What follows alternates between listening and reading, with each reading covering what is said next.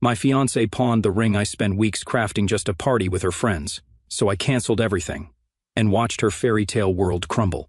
I'm Mason, 32, male, and I've been engaged to Lauren, 29, female, for almost 2 years now. We've been together for 5 years, and until recently, I thought we had a pretty solid relationship. Now, I'm not so sure, and I feel like I'm losing my mind a little. I'm a mechanical engineer, but my real passion is woodworking. I started it as a hobby when I was younger, but over the years, it's become my escape from the daily grind. I love making things with my hands, furniture, carvings, and even jewelry. There's something satisfying about taking raw materials and turning them into something beautiful and functional. When it came time to propose to Lauren, I knew I didn't want to just walk into a store and buy a ring. That felt impersonal, you know? I wanted something meaningful, something that represented us. So, I decided to make the ring myself. I spent weeks designing it, a simple rose gold band with a sapphire in the center. Lauren loves unique, understated jewelry, so I thought it would be perfect for her. The materials alone cost me $2,600, but honestly, the time and effort I put into it meant way more than the price tag.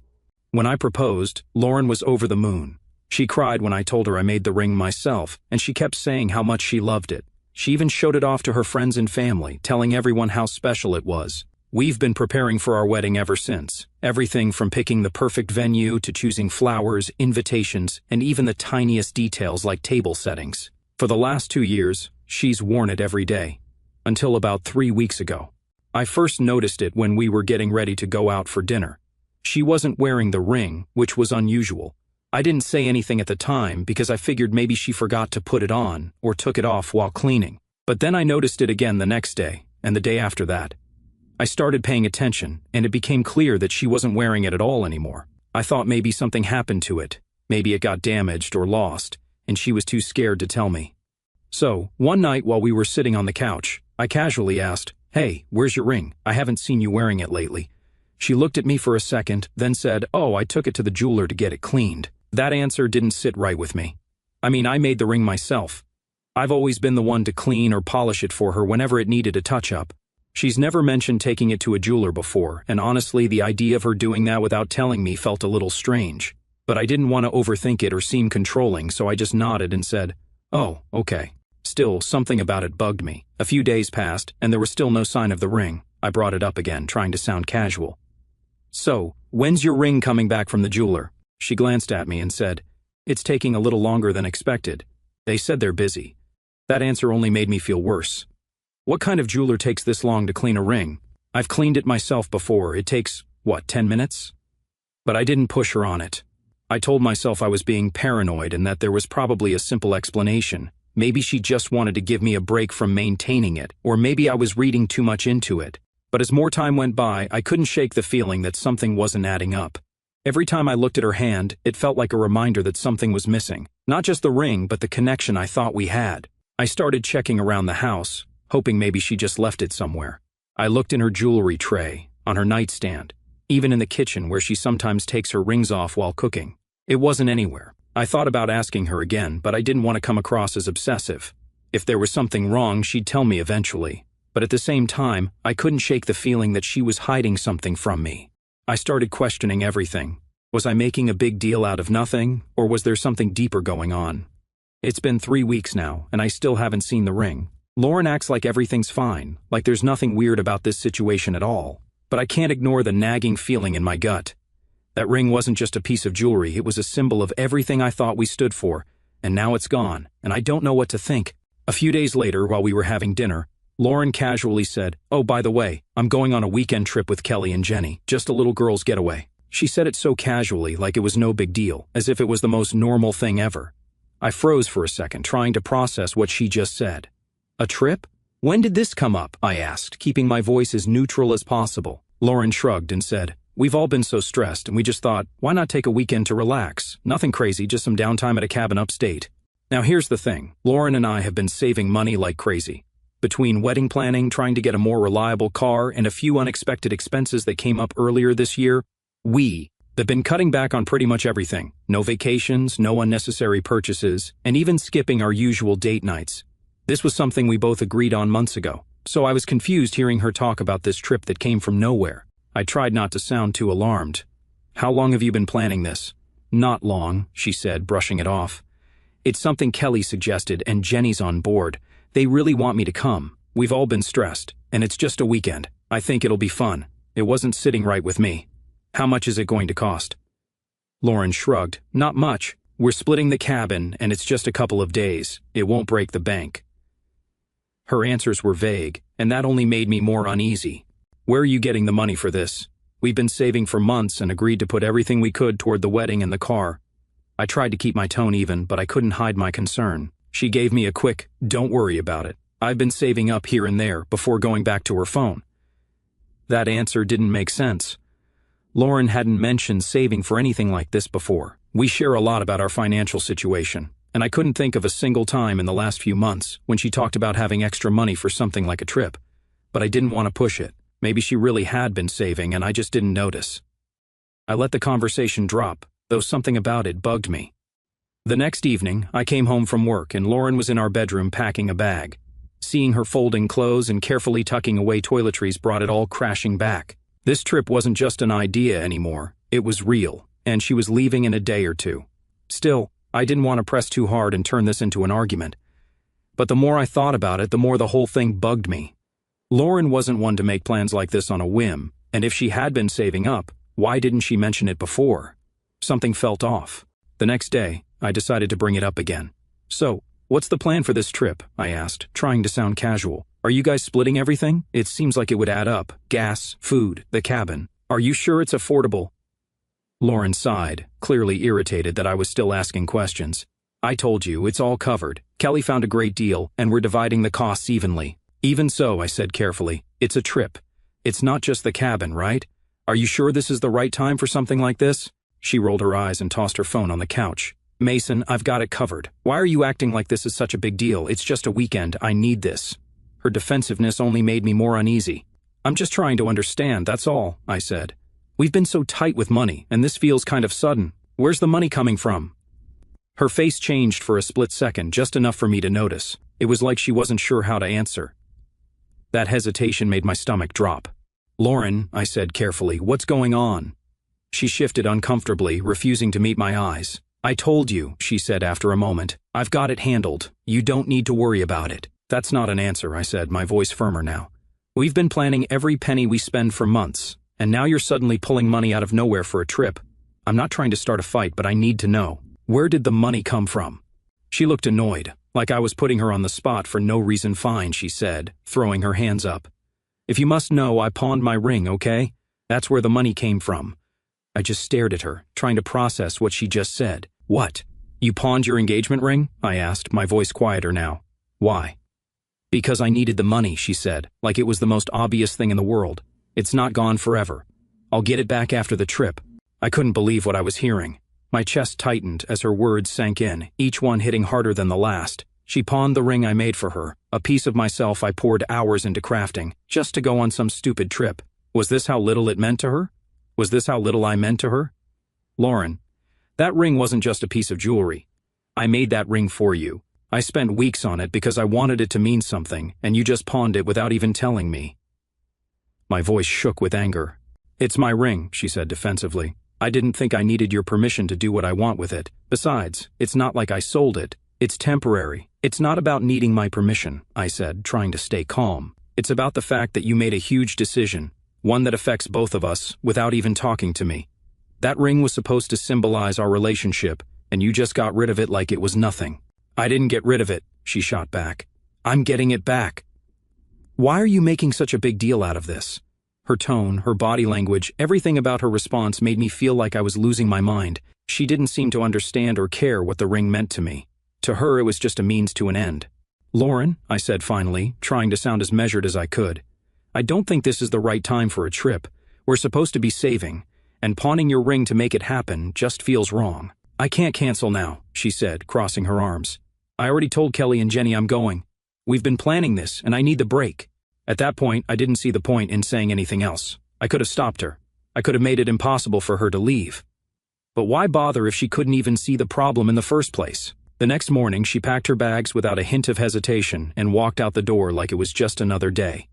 We'll talk when I get back, she tossed over her shoulder. I stood there, watching her go, knowing full well that any conversation we'd have after this wouldn't change a damn thing, but I also knew for sure that things wouldn't be the same anymore. After she left, I just sat there, like, what the hell just happened? She straight up told me she pawned the engagement ring I spent so much time and effort on, like it was nothing. Then went on a trip with her friends. Didn't ask, didn't give me a heads up, just dropped it on me like, oh, by the way. At first, I tried to let it go. I told myself it wasn't worth getting worked up over while she was gone. But the longer I sat there, the worse it felt. It wasn't even just about the ring or the trip anymore. It was the way she handled everything. Like my input didn't matter. Like I was just supposed to roll with it.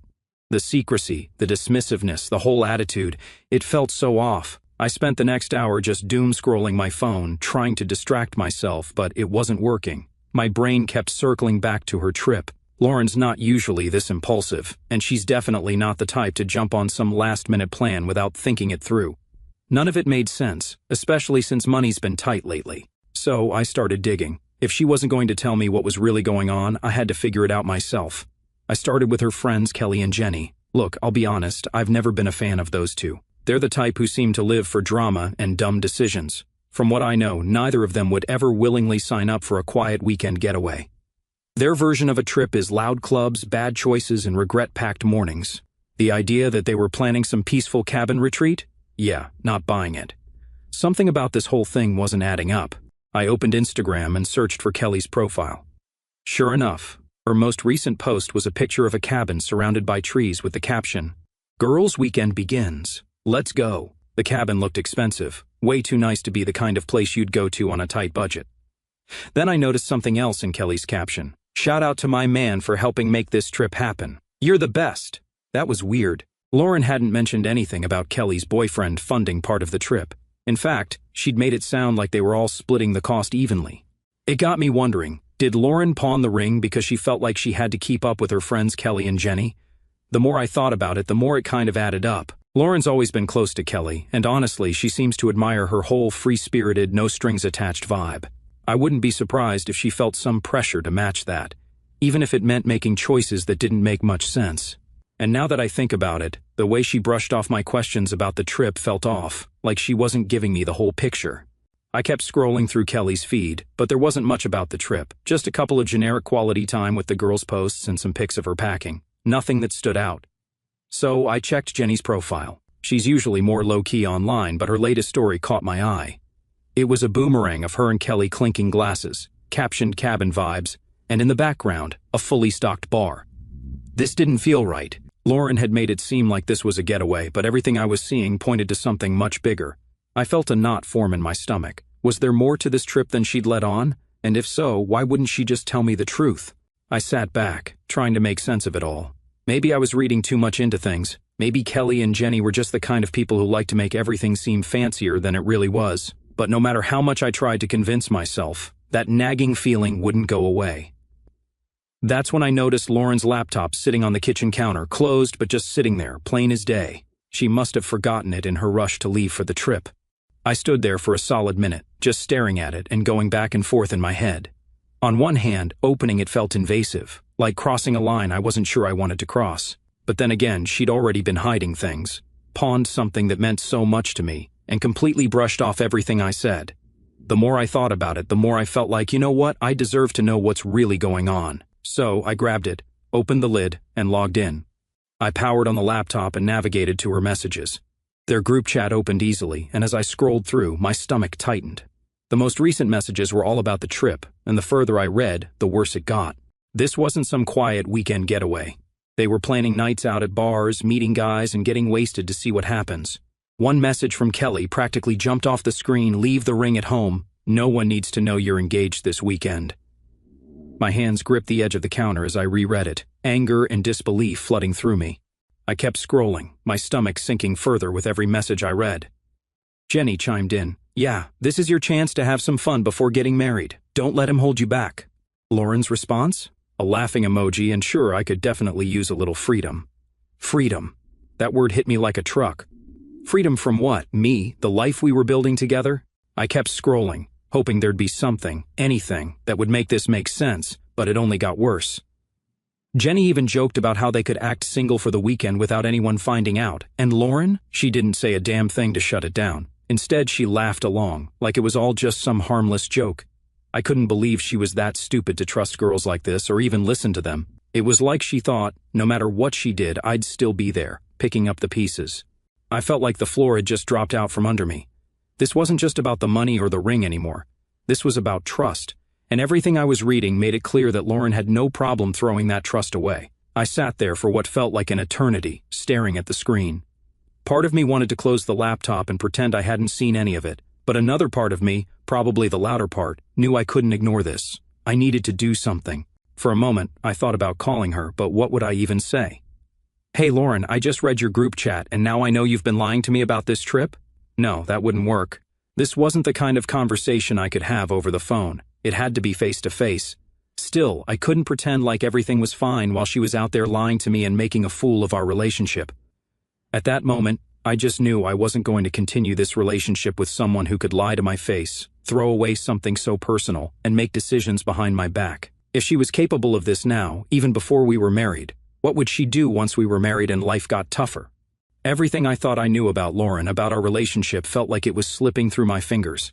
What she did wasn't some minor mistake, it was huge, at least for me. Call me whatever you want, but I just couldn't see a future with someone who could so easily disrespect me and our relationship.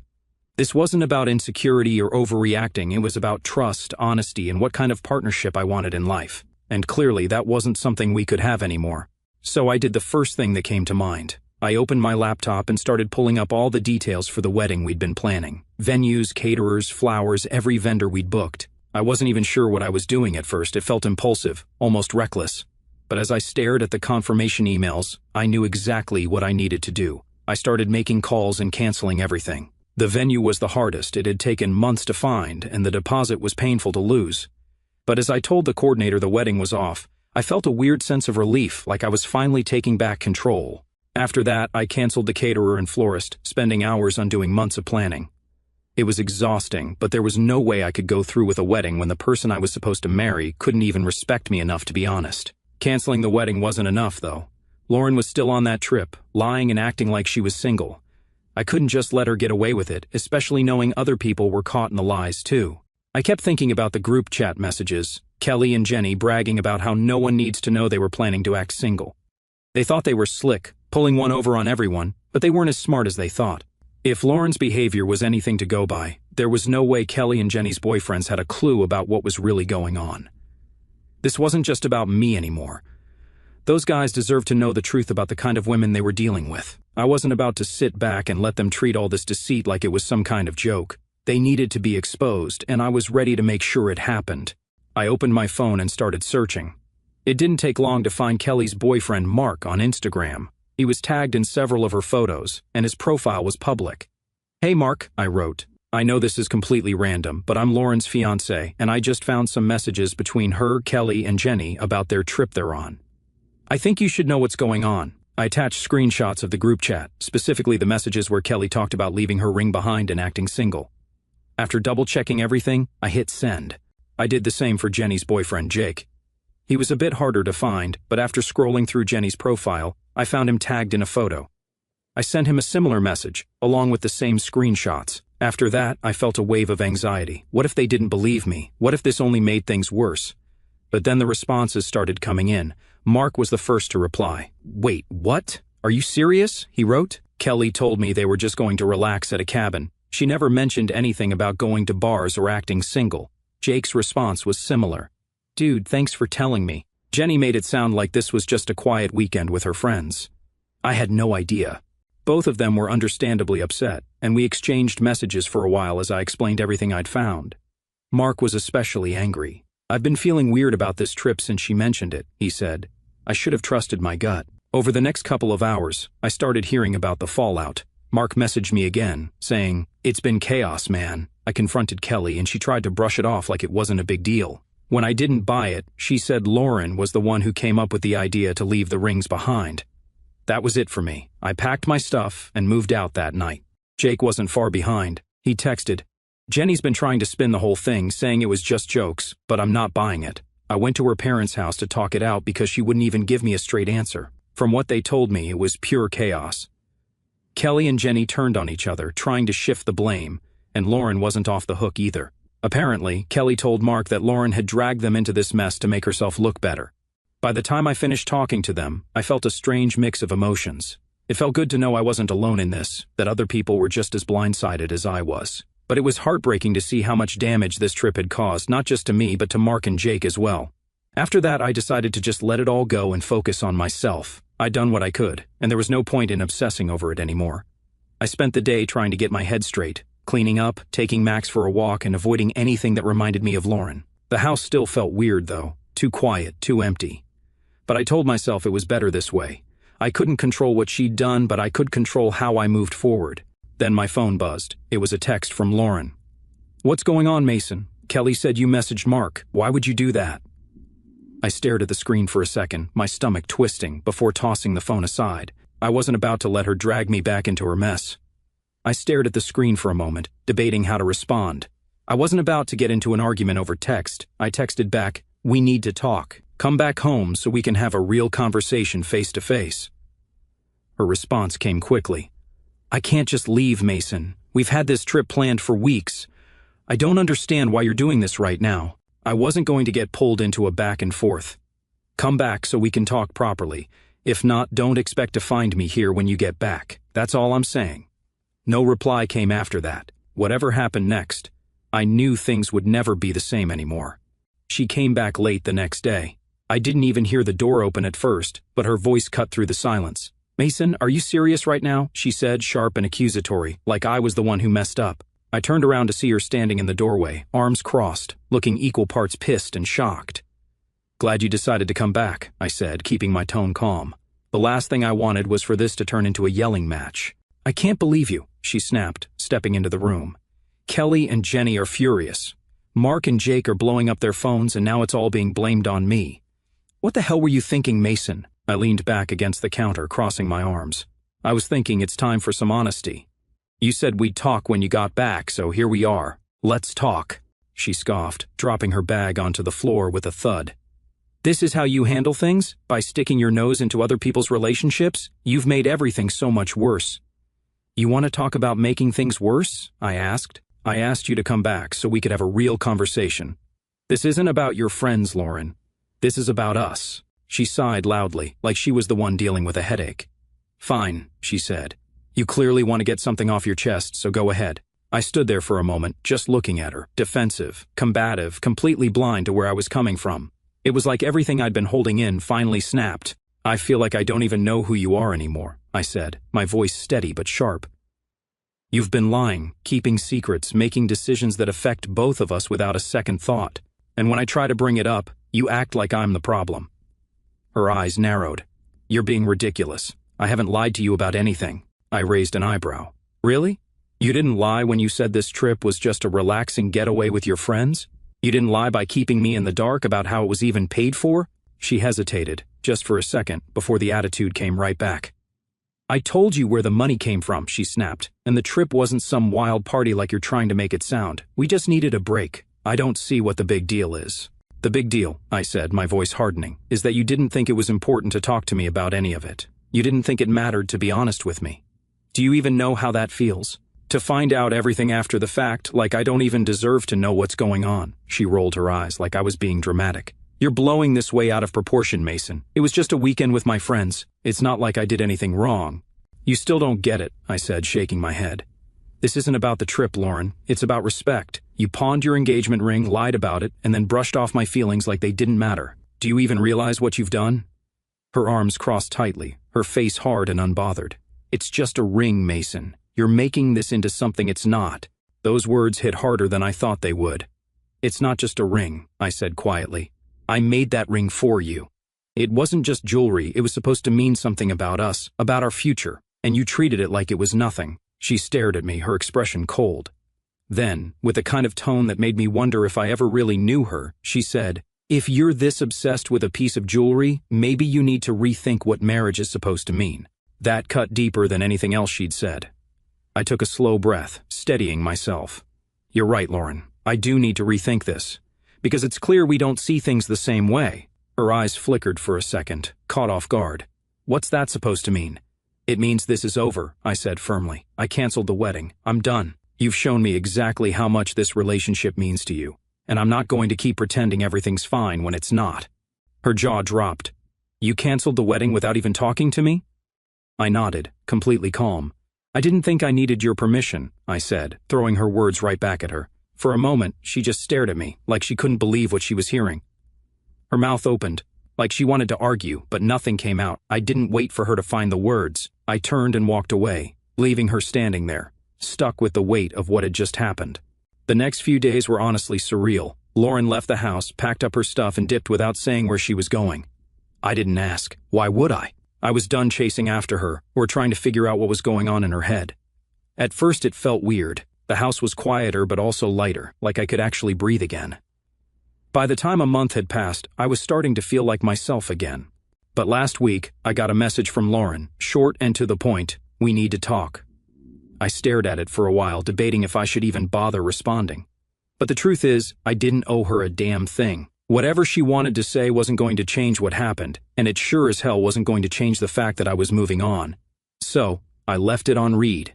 That was the last I heard from her, and honestly, good riddance. Now let's talk about the ring. At first I thought about just letting it go, but something kept gnawing at me. I couldn't stop thinking about how Lauren had pawned it without a second thought, like it didn't mean anything. I don't know if it was pride, anger, or just wanting to reclaim the thing I made with my own hands, but I decided to get it back. The problem? I had no clue which pawn shop she'd gone to. Did I text her? Hell no. Instead, I started retracing steps. I knew Lauren wasn't the type to go out of her way for something like that. She was all about convenience. I made a list of shops near her usual routes, like places she passed on her way to work or the grocery store. I went to each one, asking if they'd seen a custom rose gold ring with a sapphire. Most of them just gave me blank looks or said no. Finally, at one shop, the guy behind the counter asked, "Did it have an engraving inside? Something like initials or a date?" My heart dropped. I'd added a small engraving with our anniversary date. I nodded, and he pulled it out from behind the counter. Seeing it again hit me harder than I expected. It felt like reclaiming a part of myself that had been stolen.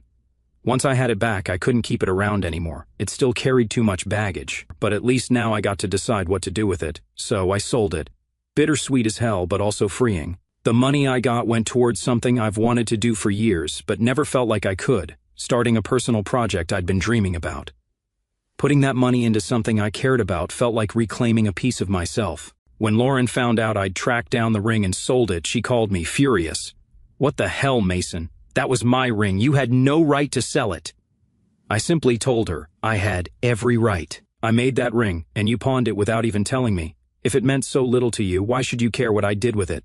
She sputtered for a moment before switching tactics. "I was going to get it back after the trip." "You're so dramatic." I didn't bother arguing. The ring was mine to reclaim, and selling it felt like reclaiming myself. And yeah, that's where I'm at right now. If you're reading this and dealing with something similar, here's my advice.